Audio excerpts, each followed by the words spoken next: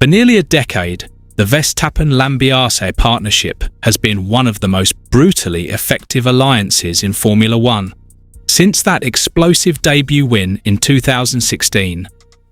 Lambiase wasn't just an engineer.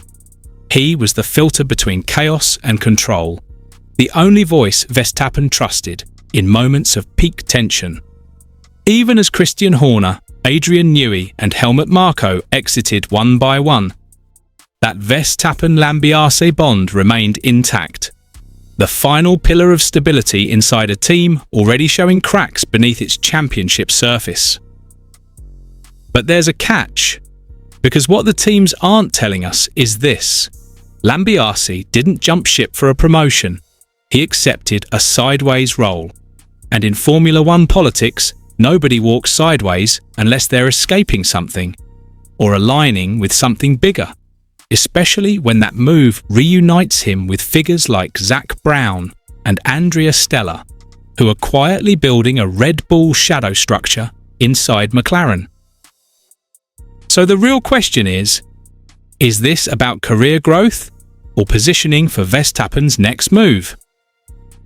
Before we move on, make sure to smash that like button and hit subscribe so you never miss out on any of our latest videos.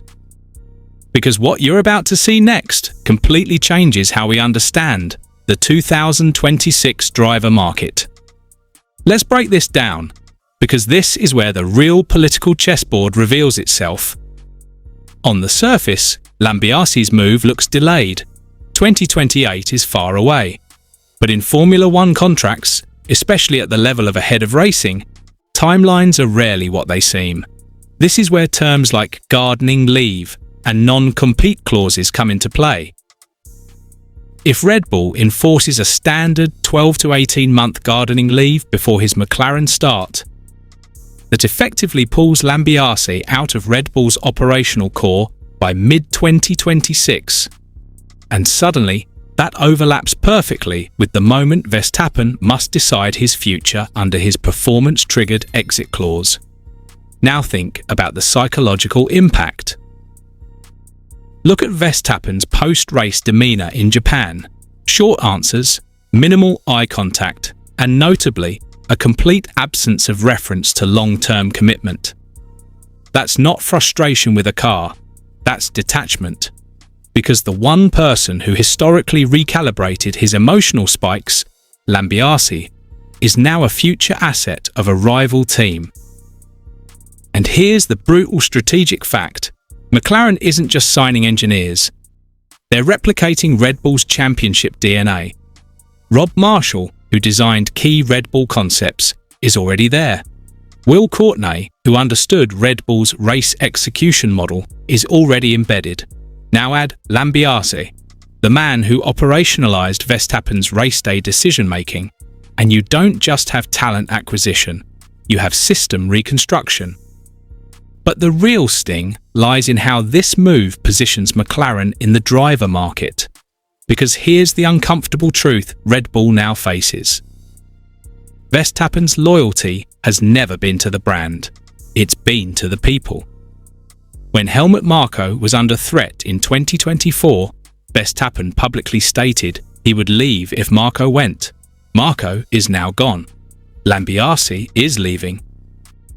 His chief mechanic, Matt Corler, gone to Audi. Front-end mechanic, Ole Schack, on the way out. This isn't coincidence. This is ecosystem collapse. Conversely, look at McLaren's messaging. When they confirmed Lambiase's signing, the tone wasn't defensive, it was almost boastful.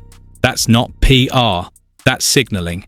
They explicitly highlighted long-term contracts for Andrea, Stella and Zak Brown, reinforcing stability.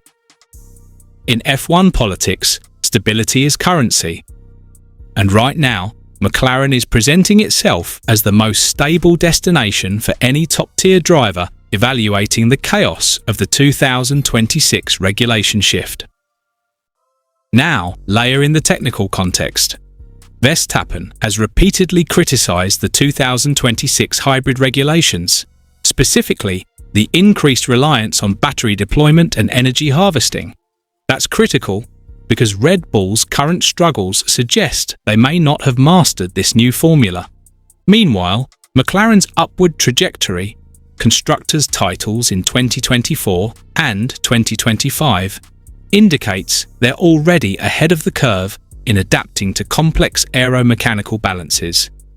This explains why Lambiase's move is not just symbolic, it's strategic alignment with the team best positioned for the future regulation era. And for Verstappen, who has made it clear he will not stay in F1 just to participate, that matters more than loyalty. Now let's talk about the rival reaction, because this is where psychological warfare comes in. Inside the paddock, there's a growing narrative being subtly pushed that Red Bull's dominance wasn't just about Verstappen, it was about the collective structure now being dismantled. Rivals are feeding this narrative because it destabilizes Red Bull internally. Every departure reinforces the idea that the team's golden era wasn't sustainable.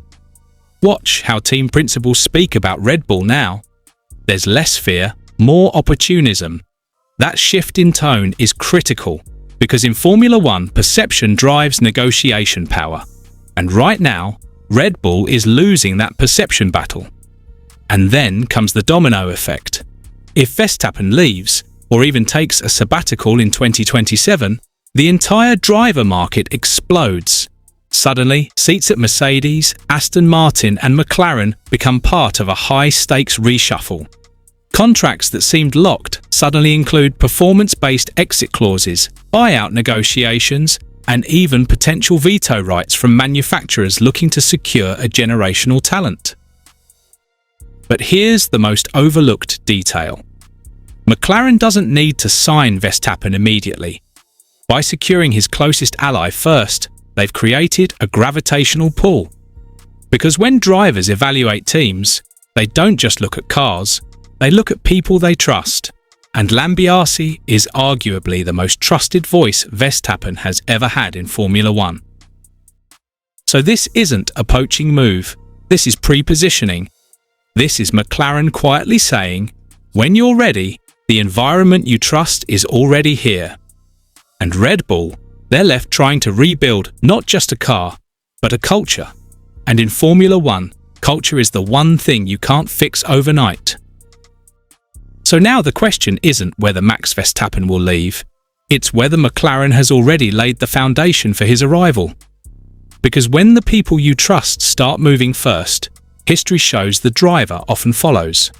But is this a masterstroke from Zak Brown? Or a gamble that could trigger an all-out war for control of Formula One's future grid? Let me know what you think in the comments.